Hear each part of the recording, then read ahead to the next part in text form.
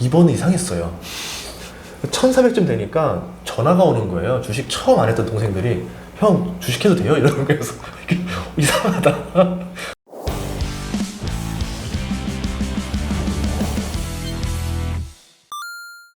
이제 유튜버가 아닌 투자자로서의 답변을 한번 부탁드려 볼게요. 좋습니다. 내 생애 첫 투자 얘기해 주세요. 저는 되게 투자에 좋은 기회를 엄청 놓쳤어요. 많이 만났고 많이 놓친 사람이에요. 그래서 이제 그런 거죠. 아, 이번에는 절대 안 놓쳐야지. 많이 이제 다지고 다지다가 그래도 어떻게 우연히 좋은 기회를 몇 번 만난 것 같고 그 덕에 작년에 경제적 자유가 누려지게 된 사람인데 첫 투자는 빡센 거는 재건축이었었어요. 첫 투자가요? 첫 투자가 재건축이랑 주식이었어요. 재건축을 그때 제가 학원 강사로 있을 때 원장님이 네. 저 아파트 사라고 그냥 갑자기 사라는 거예요. 네. 그래서 이제 갔더니 한 7천인가 8천 정도 했던 것 같아요. 근데 대출이 안 나온다 해가지고 못 샀어요. 네. 근데 그때 생각에 전세 끼고 산다라는 생각을 아예 해본 적도 없었던 때라서 아 당연히 안 되는구나 하고서 안녕히 계세요 하고 나왔었던 건데 그때 아마 그거를 샀다 하면은 그게 12년인가 13년 뒤에 갔더니요. 12년 뒤에 갔네요. 갔더니 이게 7배, 8배가 올랐더라고요. 그래서 되게 많이 후회를 했죠. 아 그게 한 7, 8억이 돼 있는 걸 보면서 아 그때 샀어야 되는데 예, 이런 생각을 했었었고 근데 그때 다행히 그거를 선택하지 않고 다른 선택을 했던 게 주식이었었어요. 그 당시 때 이제 뭐 핸드폰이 우리나라 3대 핸드폰 회사가 망한다라 그래서 부도가 났다라 해서 그럴 리 없다라고 생각하고 그냥 그 이유 하나만으로 그 주식을 샀어요. 그래서 2배를 거의 벌었어요. 그러고 나서 2배 받고 10배 더. 그래가지고 예 그렇게 갔다가 크게 손실을 봤죠. 아 투자는 그렇게 감각으로 하는 게 아니다. 공부를 해야 되는 거다. 야 그때부터 이제 공부를 정말 열심히 했습니다. 정말 뭐 경제방송 틀어놓고 잠자고 잠결에도 들어보려 하고 주간지 경제 주간지도 보면서 다 공부하고 뭐 강연들도 보고 책도 정말 많이 보고 하다가 되게 주식에서 되게 좋은 스승님을 만나가지고 많이 트레이닝을 받았던 것 같고 그러면서 기업 보는 눈이라던가 재무제표 분석하는 방법 제일 큰 걸 배운 거는 절제하는 법을 배웠던 것 같아요. 그러면서 절제하는 법. 네, 인내하고 절제하고 참고 기다리는 거. 왜냐하면 제가 첫 투자로 성공을 거뒀더라고 할 수 있는 게 7년을 기다렸어요. 주식을. 예, 그러면서 많이 트레이닝이 됐던 것 같아요. 그 과정에서 수많은 기회들을 놓치는 걸 연습을 해보면서 왜 내 주식만 안 오를까? 안 오를까? 그거를 예, 그러다가 이제 거의 해탈의 경지에 되면서 이제 기다려야 된다는 걸 결국에는 내가 본 게 맞구나라는 걸 느꼈네요. 예, 결국은 어쨌든 내 선택도 돈을 벌 수 있다. 근데 다른 사람이 선택한 거가 빠르게 돈 벌었을 때 그거에 대해서 굉장히 불안하고 초조함을 느끼게 되는구나 라는 걸 느꼈던 것 같아요. 그러니까 나는 나의 길을 가야 된다. 그러니까 모든 기회를 잡을 필요는 없다. 그냥 내가 잡을 수 있는 확실한 기회를 몇 개만 잡아도 충분히 성공할 수 있다. 이제 그렇게 생각을 정립하게 되는 시간이었던 것 같아요. 결국은 돈을 잃어야지만 사람이 이제 열심히 하게 되지 않나 그렇게 생각합니다. 돈을 잃는 경험이 주는 자극이 있죠. 아 그럼요. 이제 사람 발전시키고. 도끼가 올라오죠. 열심히 하고 그리고 기회를 많이 놓치는 게 진짜 저는 많이 좋은 경험이라 봐요. 예전에도 경매를 2008년에 정말 좋은 기회가 나왔었어요. 글로벌 금융위기여서 아무도 안 사가려고 할 때 경매로 정말 좋은 재테크를 할 수 있었었는데 네. 그때 어머니가 반대를 했어요. 지금 뭐 그런 걸 하냐. 그냥 공부나 열심히 하는 게 좋다라고 해가지고서 하도 만류를 하셔가지고 참았어요. 네. 그리고 몇 년 뒤에 다시 거기를 가서 봤더니 천지기백했더라고요. 거기가 부산의 셀턴시티입니다. 아 진짜요? 예. 거기는 뭐가 있었는지도 참 기억도 안 나죠. 거기 저는 다 기억하죠. 아 그래요? 막 다 새겼죠. 아 이렇게 확신이 왔을 때 투자를 해야 되는 게 맞구나. 그래서 이제 저만의 룰이 있다면 저희 어머니가 반대할 때 투자해요.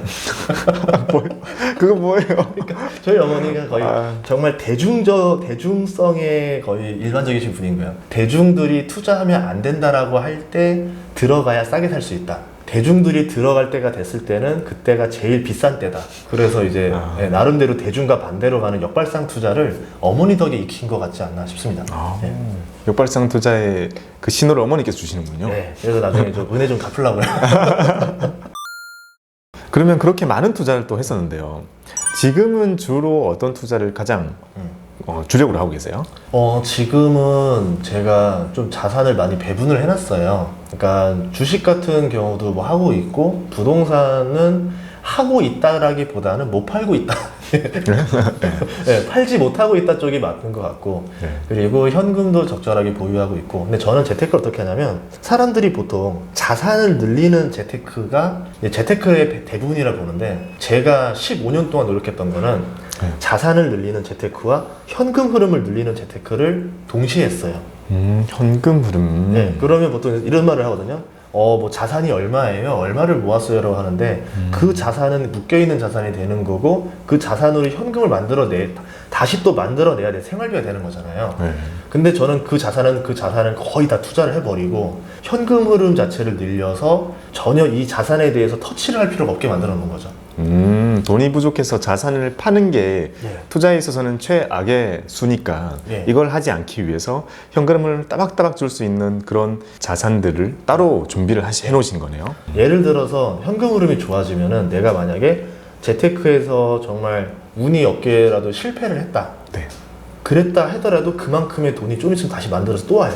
그럼 다음에 기회가 또 생기고 기회가 또 생겨요. 그러면 계속 더 많은 기회를 잡을 수가 있기 때문에 남들보다 더 유리하게 어떻게 보면 경제적 자유를 갈 수 있다는 거죠. 그래서 저는 현금 흐름 늘리는 것도 꼭 하셨으면 바라는 마음입니다. 오, 되게 좋을 것 같아요. 우리 채널의 구독자분들이 되게 좋아하실 것 같아요. 현금 흐름에 초점을 맞춘 투자. 그래서 현금 흐름을 하기 위해서 정말 별의별 걸 다 해봤던 것 같아요. 예전에 보면은 저도 직장 생활할 때 토요일 날 한 명만 출근하면 된다는 거예요. 네. 당직처럼. 근데 12만 원 준대요. 제가 할게요. 가야죠. 아니, 제가 하기에는 아니었어요. 딱 보더니 막내가 이러면서.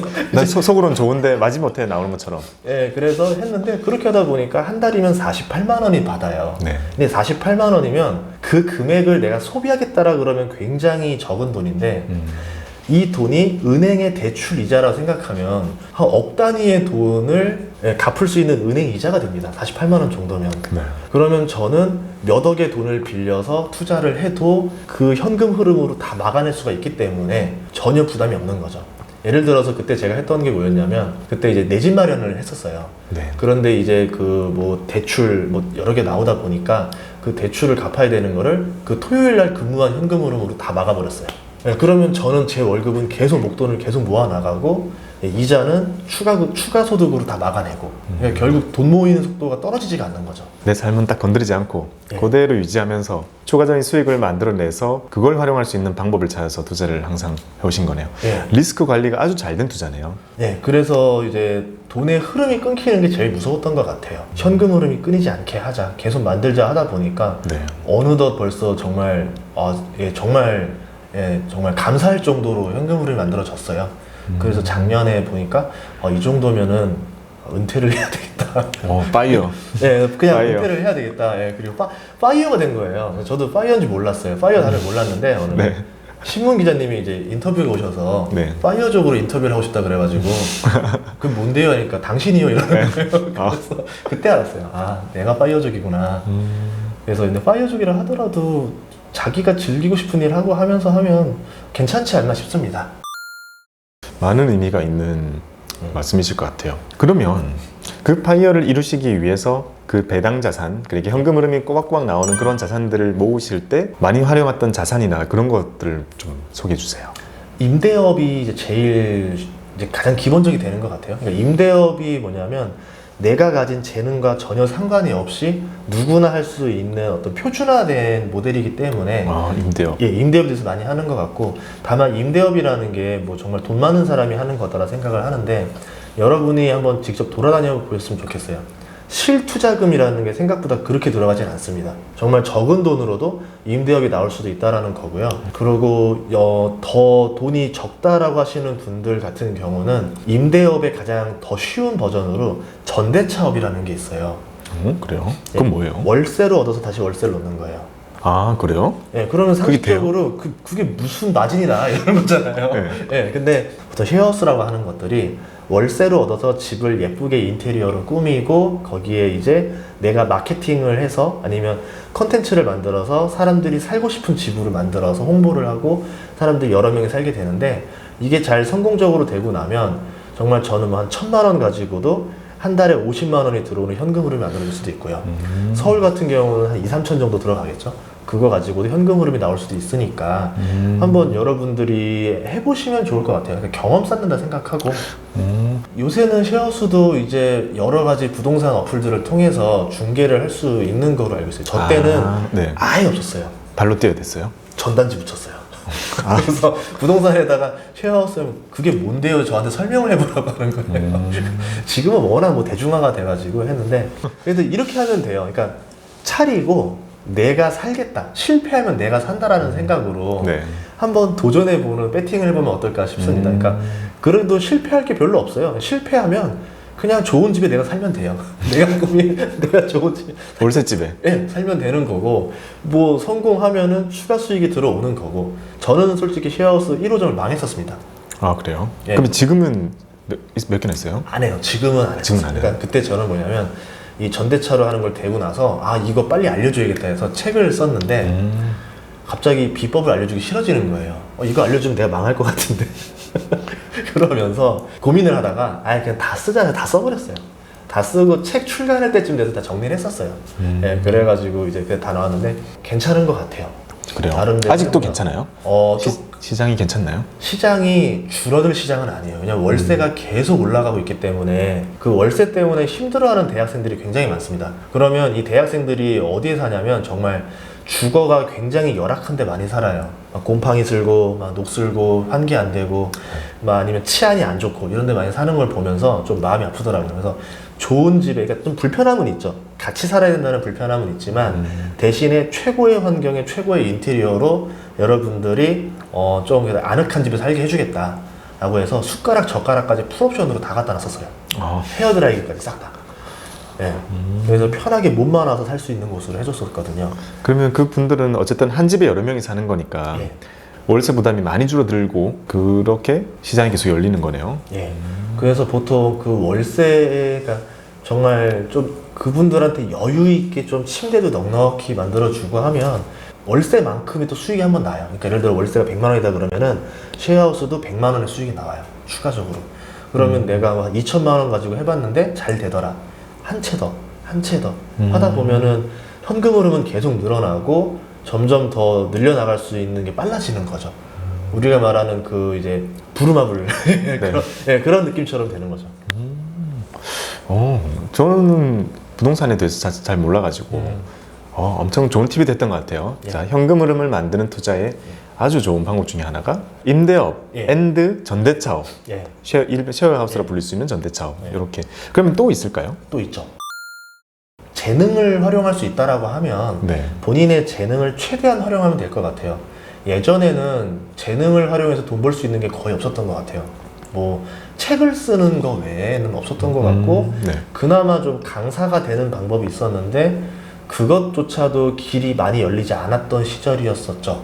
저는 이제 그때부터 이제 시작을 해봤었던데 지금은 그 프리랜서들끼리 이제 뭐 자신의 어떤 재능을 이렇게 사고 파는 곳들이 있잖아요. 네. 그리고 본인들이 이제 강의를 뭐 작은 한 4-5명 정도 모아서라도 강의를 할 수 있는 곳들도 많이 생겼고 요새는 뭐 온라인 클래스 강의 같은 것도 많아져서 본인이 충분히 어떤 컨텐츠가 있다라고 하면은 내볼 수가 있게 됐고 유튜브가 생겨가지고 본인의 컨텐츠를 한번 시장에서 검증받아 볼 수도 있는 거고 본인의 재능을 살릴 수 있는 것들이 굉장히 많으니까 한번 도전해 봤으면 좋겠어요. 도전해 보고 안 되면은 뭐 많은 거고 우선 돈이 드는 건 아니거든요. 그건 좋은 것 같아요. 예. 그러니까 세 번째 이 수익 모델은 크리에이터의 삶이네요. 그쵸. 엔잡러. 예. 책 쓰고 강연하고 유튜버하고 그런 활동도 클래스 만들고 예. 그 모든 거를 내가 가지고 있는 어떠한 재능이든 가지고 와서 현금화 시켜라. 해보다 보면 내가 좋아하는 일을 하다 보면은 점점점 뭔가 발전되지 않을까 싶습니다. 그러면 지금 말씀해 주셨던 일들도 돈이 될 거다 해서 하기보다는 하고 싶어서 재밌을 것 같아서 다 했던 것들이네요. 예, 재밌어서 했던 게 가장 컸어요. 그러면 혹시 지금요? 지금 엔잡러의 입장에서 볼 때 네. 지금 오랜 시간을 크리에이터의 삶, 크리에이터란 말이 없었죠. 예전에는 그렇죠. 그냥 프리랜서 야, 그렇죠. 프리랜서로 오래 살아보신 입장에서 지금 시점에서 또 새롭게 열리는 유망한 그런 프리랜서를 위한 일들이 있을까요? 시장. 있어요. 뭐 있을까요? 저는 다음 시장은 커머스라 봐요. 라이브 커머스. 라이브 커머스. 아, 그거 중국에서 되게 크죠? 예, 엄청나게 크고 우리나라에서도 이제 보면은 라이브 커머스를 하는데 돈이 들어가는 게 크게 없습니다. 괜찮은 상품을 내가 뭐 만들어도 되고 유통을 시켜도 되는데 만드는 게 좀 낫겠죠? 그러고 나서 스마트폰만 있으면 네. 영상으로 찍어서 이제 파는 형태이기 때문에 이제 젊은 세대들이 무언가 할 거가 없어요. 투자할 게 없어요. 부동산은 너무 비싸서 못하죠. 그리고 창업을 하자니까 지금 코로나 시대에 너무 두렵죠. 못하겠죠. 그러면 주식을 하자고 했는데 주식이 분위기가 좋을 때는 할 수 있겠지만 주식도 분위기가 언젠가 나빠졌을 때는 이걸 할 수 없겠죠. 그러면 적은 돈으로 할 수 있는 것들을 해야 되는데 남아있는 게 대세가 되면 성장하면서 그렇게 남아있는 거는 라이브 커머스가 아니겠는가. 예, 그렇게 보고 있어요. 그 라이브 커머스가 예. 유튜버들에게 시장이 열릴까요? 열린다고 봐요. 왜 그러냐면 미국의 유튜브를 보면은 채널 옆에 스토어라는 탭이 달립니다. 오, 채널별로 스토어가 있어요? 네. 유튜브 채널마다 스토어라는 탭이 달려서 이 유튜버들의 영상이 뭐 링크를 가서 다른 사이트를 들어가는 게 아니라 그 구글 안에서 다 결제가 되게 만들어져 아, 있어요. 구글 안에서요? 그거 왜 우리나라 안 돼요? 그거를 지금 미국이랑 몇몇 나라에서 작년에 테스트 중이었었고 아, 시험 삼아고 있는 거예요? 네, 이게 이제 어느 정도 성공됐다면 우리나라에도 들어오게 되는 것 같아요. 그래서 그게 와, 되면 그러면 시장 완전히 달라지겠다. 그렇죠. 네이버가 굉장히 두려워할 수가 있는 거죠. 유튜버들이 바로 유튜브 영상에서 링크를 대면 아. 저는 좀 솔직히 정말 네이버 좀 걱정이 됩니다. 스마트 스토어의 역할이 구글이 먹어버리게 예. 되는 거네요. 네, 그러면 수수료의 개념이 이제 네이버에서 구글로 가는 거고 그러면 구글은 포털부터 시작해서 유튜브부터 시작해서 이제는 예, 라이브 커머스 쇼핑까지 점점 좀 잠식해 나가는 게 아니냐. 예, 그거에 대해서 우리나라는 어떻게 대응할 것이냐. 이거 되게 중요할 것 같아요. 제 앞에 펼쳐질 일인데 크게 걱정 안 하셨던 거. 아, 그럼 엄청난 변화가 기다리겠군요. 지금. 엄청난 변화가 될 것 같아요. 또 이제 그 변화에 또 적응해 나가는 게 또 예, 네. 또 일이겠죠. 예. 쉴 틈이 없네요. 제 프리랜서들은 진짜 쉴 틈이 없어요. 투자자 입장에서도 되게 의미 있는 얘기가 될 수 있겠네요. 예, 그런 의미에서 보면 구글 주식이 이런 것 같아요. 그러니까 그 스토어가 전 세계로 뿌려질 거 아니에요. 네. 그럼 전 세계 각국에 있는 온라인 어떤 쇼핑 회사들과 구글과의 신경전이 계속 벌어지지 않겠냐. 전 세계에서 예, 그 토착 로컬 기업들과. 예.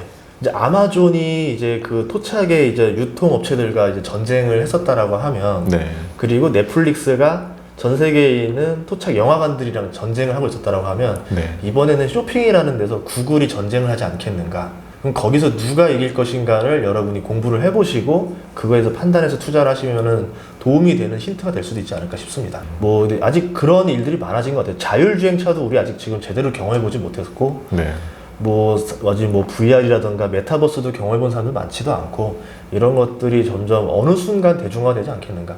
예전만 해도 전기차 하면은 그걸 왜 타냐 그랬거든요.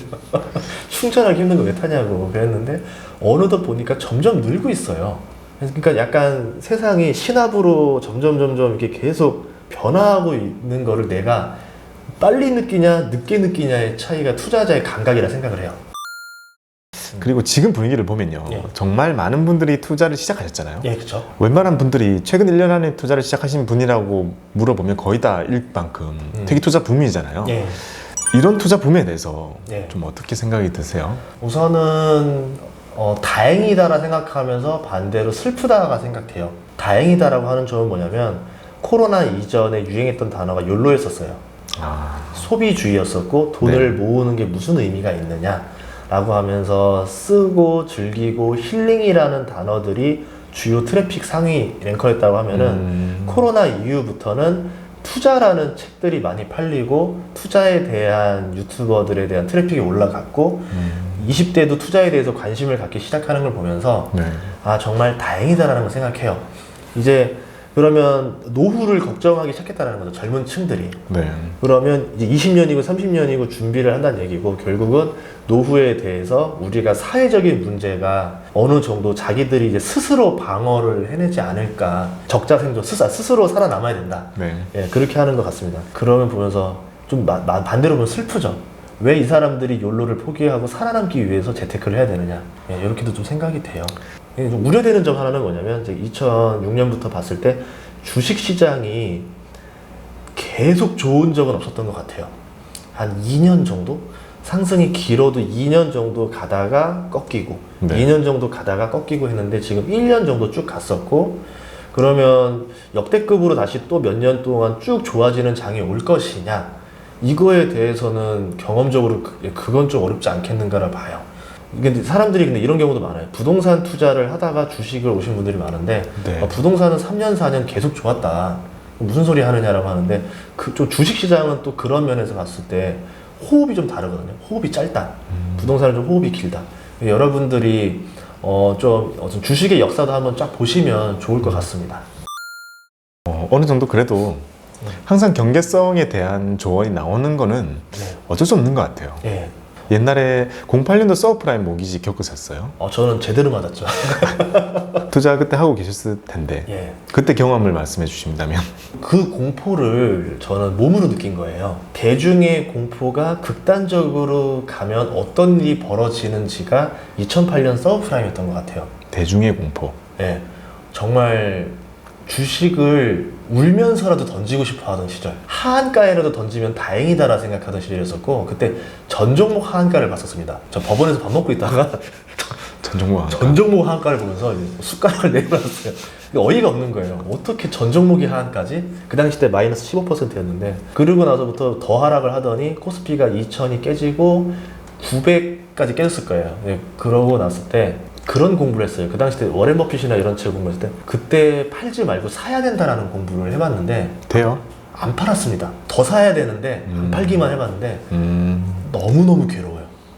너무너무 힘들어요. 살 생각을 다시 돌아간다 할 수 있었을까요? 못 사요. 아직 마인드가 진짜 그거 느껴지죠. 예, 돌아가도 지나고 나면 당연히 그때 기회인데 돌아가도 못 살 것 같은 느낌. 적당한 하락일 때는 대중들이 오히려 지금이 저점이다라고 하는데, 그게 그 이상으로 하락을 해버리면은 완벽한 패닉장이 벌어졌을 때는 사람들이 못 삽니다. 더 사지를 못하는 거예요. 너무 무섭다.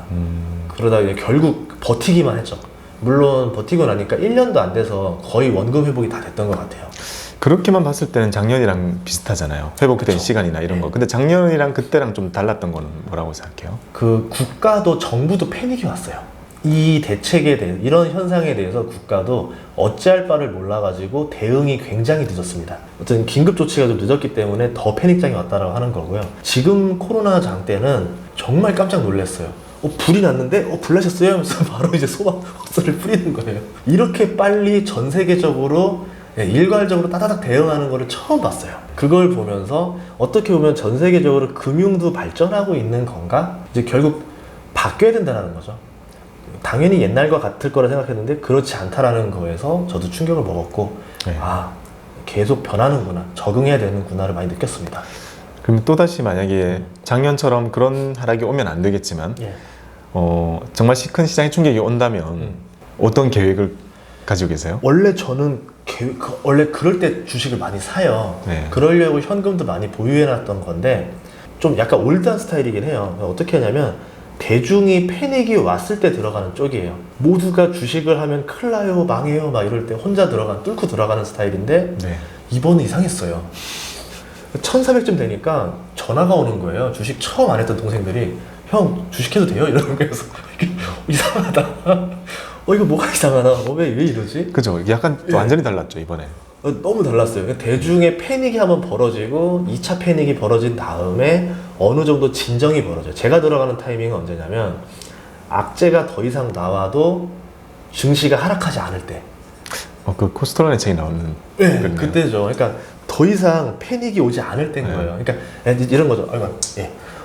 때릴 만큼 때려요. 나 이거 기절했어요. 그런 때 이제 들어가야 된다고 생각했는데 그러지 않고 반등을 해서 저는 못 잡았죠. 어떻게 보면 그 기회를. 근데 그래도 지금 다시 한다 그래도 저는 저의 방침을 계속 고수할 것 같아요.